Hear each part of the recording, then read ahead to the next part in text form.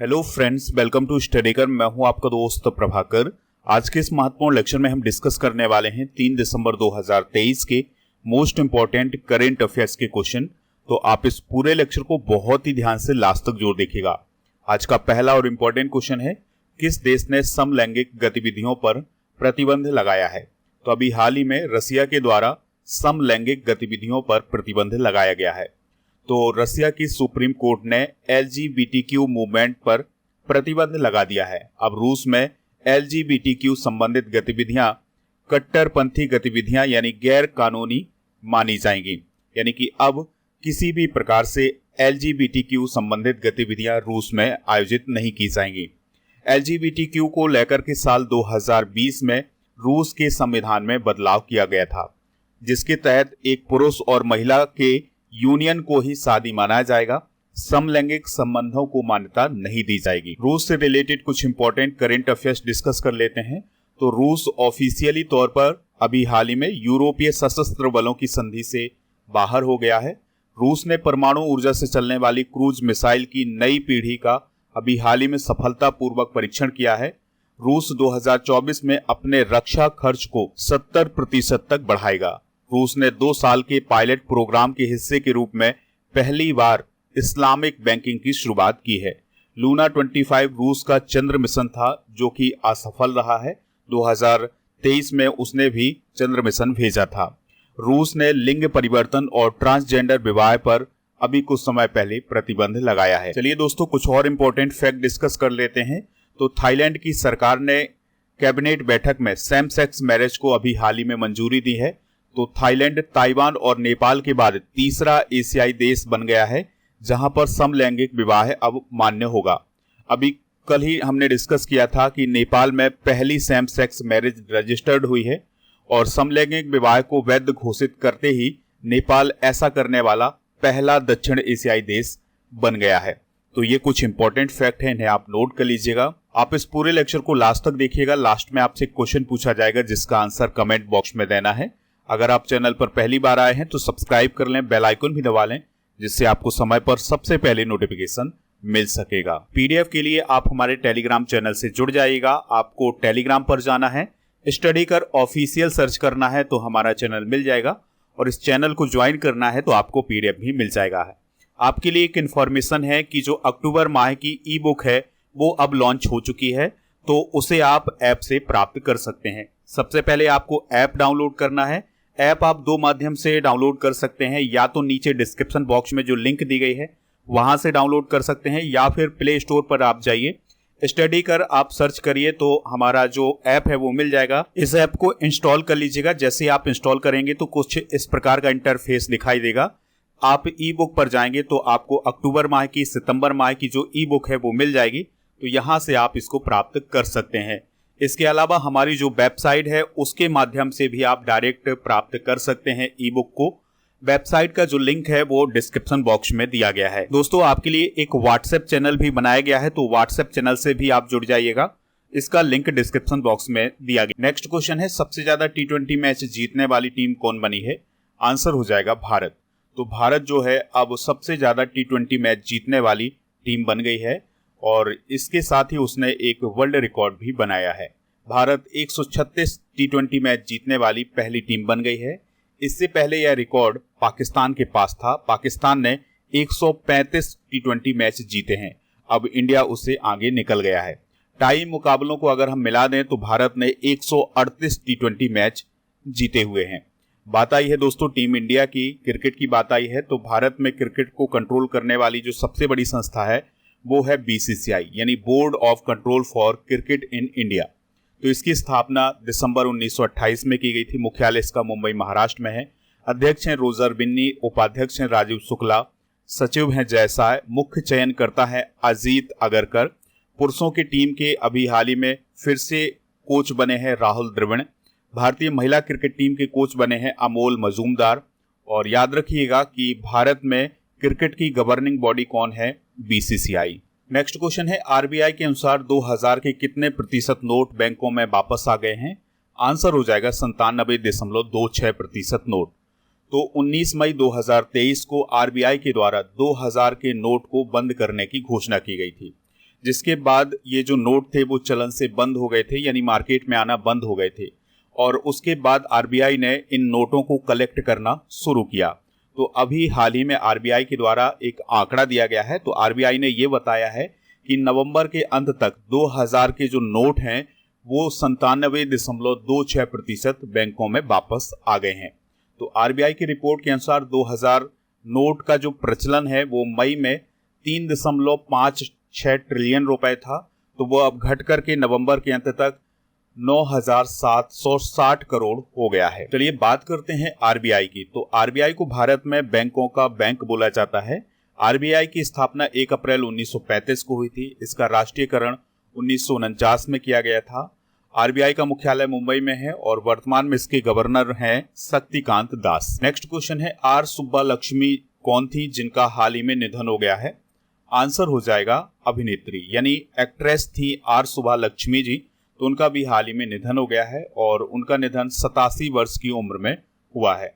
सुब्बालक्ष्मी एक एक्ट्रेस होने के साथ साथ एक वो संगीतकार भी थी और चित्रकार भी थी। उन्होंने 75 फिल्मों में एक्टिंग की हुई थी। हाल ही में हुए कुछ प्रमुख निधन डिस्कस कर लेते हैं। तो फिल्म निर्देशक संजय गढ़वी का अभी हाल ही में निधन हुआ है। तेलुगु एक्टर चंद्रमोहन का निधन हुआ है। भारतीय कवि गिवे पटेल का निधन हुआ है। इसके अलावा जलवायु विशेषज्ञ सलीमुल हक का भी अभी हाल ही में निधन हुआ है। नेक्स्ट क्वेश्चन है, आईडीआरसीएल के अध्यक्ष कौन बने हैं? आंसर हो जाएगा नारायण शेषाद्री। तो दोस्तों जो नारायण शेषाद्री हैं वो दिवाकर गुप्ता के इस्तीफे के बाद आईडीआरसीएल के अध्यक्ष बने हैं। आईडीआरसीएल की बात करें तो इसका फुल फॉर्म होता है India debt resolution company limited और इसका काम होता है बैड लोन को खत्म करना, यानी बैड लोन से जुड़े जो मामले होते हैं उनको खत्म करने का काम किसका होता है? आईडीआरसीएल का होता है। यह एक सेवा कंपनी यूनिट है। हाल ही में की गई कुछ महत्वपूर्ण नियुक्तियां डिस्कस कर लेते हैं। जैसे सौरभ गांगुली पश्चिम बंगाल के ब्रांड एम्बेसडर बने हैं। शकुंतला भाया को अमेरिका के प्रशासनिक सम्मेलन में सदस्य बनाया गया है। डेविड कैमरून ब्रिटेन के विदेश मंत्री बने हैं। जस्टिस सिद्धार्थ मृदुल जो हैं वो मणिपुर हाई कोर्ट के मुख्य न्यायाधीश बने हैं। इसके अलावा बी के मोहंती IREDA यानी इरेदा के वित्त निदेशक बने हैं। आदित्य पुरी डेलॉयट के वरिष्ठ सलाहकार बने हैं। Rajnish Kumar Mastercard India के नए चेयरपर्सन बने हैं और सिंधु गंगाधरन नेस्कॉम की उपाध्यक्ष बनी है। नेक्स्ट क्वेश्चन है, एक्सपो 2030 वर्ल्ड फेयर का आयोजन किस शहर में किया जाएगा? आंसर हो जाएगा रियाद में। तो दोस्तों सऊदी अरब की जो कैपिटल है रियाद, तो वहां पर एक्सपो 2023 फेयर का आयोजन किया जाएगा, यानी रियाद जो है वो एक्सपो 2023 की मेजबानी करने वाला है। तो अभी हाल ही में उसको मेजबानी दी गई है और ये जो एक्सपो है इसका आयोजन रियाद में अक्टूबर 2030 से मार्च 2031 तक किया जाएगा। अब आप समझिएगा कि ये एक्सपो क्या होता है, एक्सपो का मतलब क्या होता है। तो दोस्तों एक्सपो एक प्रकार का बहुत बड़ा आयोजन होता है, बहुत बड़ा इवेंट होता है। तो इसमें दुनिया भर के जो व्यापारी होते हैं वो मिलते हैं और दुनिया भर के जो लीडर्स होते हैं वो यहाँ पर आकर के मिलते हैं। विभिन्न प्रकार की टेक्नोलॉजी का प्रदर्शन किया जाता है। बहुत सारे जो समूह होते हैं वो आपस में समझौते करते हैं। तो किसी भी देश के लिए इसकी मेजबानी करना बहुत बड़ी बात होती है। तो सऊदी अरब को ये 2030 की मेजबानी अब मिल चुकी है। सऊदी अरब की बात आई है तो दोस्तों यह एक खाड़ी का देश है और यहाँ पर आप इसकी कैपिटल रियाद देख सकते हैं और इसके पड़ोसी देशों में यमन, ओमान और UAE और कतर जैसे देश आते हैं। 2023 के प्रमुख सम्मेलन डिस्कस कर लेते हैं। तो जैव ऊर्जा शिखर सम्मेलन 2023 का आयोजन नई दिल्ली में किया गया है। इसी प्रकार से वैश्विक बौद्ध शिखर सम्मेलन नई दिल्ली में हुआ है। G20 सम्मेलन भी नई दिल्ली में ही हुआ है और 7वां अंतर्राष्ट्रीय धम्म सम्मेलन भोपाल में हुआ है। ब्रिक्स शिखर सम्मेलन 2023 जोहान्सबर्ग साउथ अफ्रीका में। G7 शिखर सम्मेलन जापान में हुआ है। 42वां आसियान शिखर सम्मेलन इंडोनेशिया में हुआ है और क्वाड शिखर सम्मेलन ये हिरोशिमा जापान में हुआ है। अगला क्वेश्चन है, किसके द्वारा लिखित नई पुस्तक वेलकम टू पैराडाइज का विमोचन किया गया है? आंसर हो जाएगा ट्विंकल खन्ना। तो दोस्तों प्रसिद्ध एक्ट्रेस हैं ट्विंकल खन्ना, तो उनके द्वारा अपनी चौथी पुस्तक वेलकम टू पैराडाइज को अभी हाल ही में लॉन्च किया गया है, जो कि ट्विंकल खन्ना के द्वारा लिखी गई है। 2023 की प्रमुख पुस्तकें डिस्कस कर लेते हैं और उनके लेखक। तो एलन मस्क नामक पुस्तक को वाल्टर इसाक ने लिखा है। नथिंग बट द ट्रस्ट पुस्तक को लिखा है ऋषभ शाह ने। बलिदान पुस्तक को स्वप्निल पांडे ने। और हाउ प्राइम मिनिस्टर डिसाइड पुस्तक को लिखा है नीरज चौधरी ने। इसके अलावा कृष्णा द सेवंथ सेंस पुस्तक को लिखा है A.K. भट्टाचार्य ने। नेक्स्ट क्वेश्चन है, किस राज्य की मनीषा पाढ़ी को भारतीय सशस्त्र बल में भारत की पहली महिला सहायक डी कैंप यानी ADC के रूप में नियुक्त किया गया है? आंसर हो जाएगा ओडिशा। तो ओडिशा की रहने वाली है मनीषा पाढ़ी, तो वो भारत की पहली महिला सहायक डी कैंप यानी ADC के रूप में नियुक्त की गई है। तो वायुसेना की महिला अधिकारी है स्क्वाड्रन लीडर मनीषा पाढ़ी, तो वो देश की पहली महिला ADC बन गई हैं। और उनकी ये जो नियुक्ति है ये मिजोरम के राज्यपाल डॉक्टर हरि बाबू कंभमपति ने की है। ADC क्या होता है?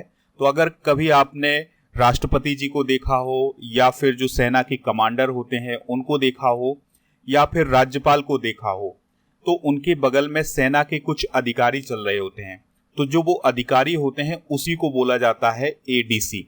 ठीक है दोस्तों, तो ये जो मनीषा पाढ़ी हैं ये मिजोरम के राज्यपाल की ADC के रूप में अब काम करेंगी। 2023 की प्रथम महिला डिस्कस कर लेते हैं। तो देश की पहली एयरपोर्ट महिला फायर फाइटर कौन बनी है? दिशा नायक। सऊदी अरब की पहली महिला अंतरिक्ष यात्री कौन बनी है? रायना वर्नाबी। ICC मेंस T20 क्रिकेट में अंपायरिंग करने वाली पहली महिला कौन बनी है? Kim Cotton. इंडियन एयरफोर्स की फ्रंट लाइन कॉम्बैट यूनिट की कमान संभालने वाली पहली महिला बनी है सालिजा धामी। EME इकाई की कमान संभालने वाली पहली महिला अधिकारी हैं गीता राणा। नागालैंड राज्य की कैबिनेट का नेतृत्व करने वाली पहली महिला है सलोतोनी। नेक्स्ट क्वेश्चन है, T20 क्रिकेट में सबसे तेज 4000 रन बनाने वाले भारतीय क्रिकेटर कौन बने हैं? आंसर हो जाएगा ऋतुराज गायकवाड़। तो जो ऋतुराज गायकवाड़ हैं वो T20 क्रिकेट में सबसे तेज 4000 रन बनाने वाले भारतीय क्रिकेटर बने हैं।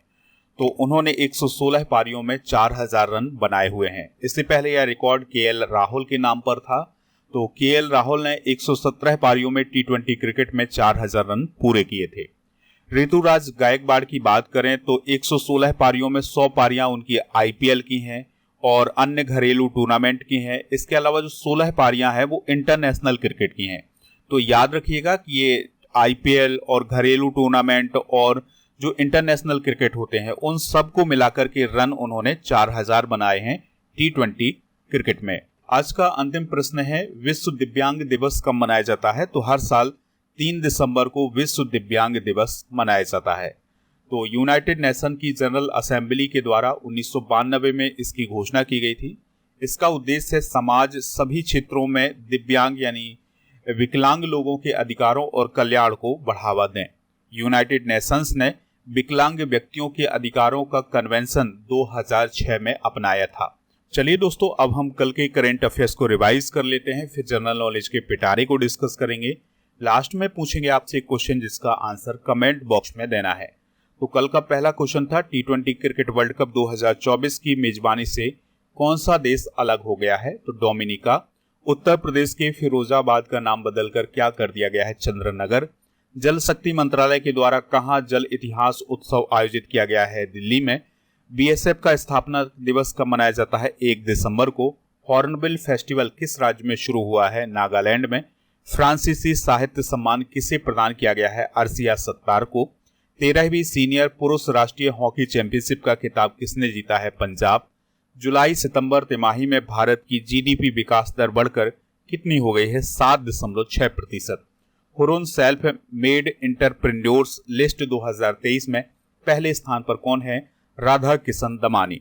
भारतीय वायुसेना के director general inspection and security कौन बने हैं? मकरंद रानाडे बने हैं। दोस्तों, आज के जनरल नॉलेज के पिटारे में हम डिस्कस करेंगे विश्व की प्रमुख झीलें। कल से फिर से संविधान की सीरीज शुरू की जाएगी। तो चाड झील जो है वो चाड, नाइजर और नाइजीरिया देश में है, और वलखस झील जो है वो कजाकिस्तान में है। क्योगो झील युगांडा में है, और लादोगा झील रसिया में है, यह यूरोप की सबसे बड़ी झील है। और ओनेगा झील रसिया में है। निकारागुआ झील निकारागुआ में है। आयरे झील ऑस्ट्रेलिया में, और टोरेंस झील ऑस्ट्रेलिया में है। तो ये थी दोस्तों वर्ल्ड की प्रमुख झीलें, तो इन्हें आप नोट कर लीजिएगा। दोस्तों, कल के करंट अफेयर्स में पूछा गया था कि भारतीय वायुसेना दिवस कब मनाया जाता है? तो 8 अक्टूबर को भारतीय वायुसेना दिवस मनाया जाता है? तो लगभग सभी लोगों ने इसका आंसर 8 अक्टूबर बताया हुआ है। तो इसी प्रकार से आपसे जो क्वेश्चन पूछा जाए उसका आंसर आप कमेंट बॉक्स में जरूर दीजिएगा। तो आज का क्वेश्चन है, पश्चिम बंगाल के ब्रांड एम्बेसडर कौन बने हैं? जो भी इसका राइट आंसर हो कमेंट बॉक्स में जरूर बताएं, हमें इंतजार रहेगा आपके आंसर का।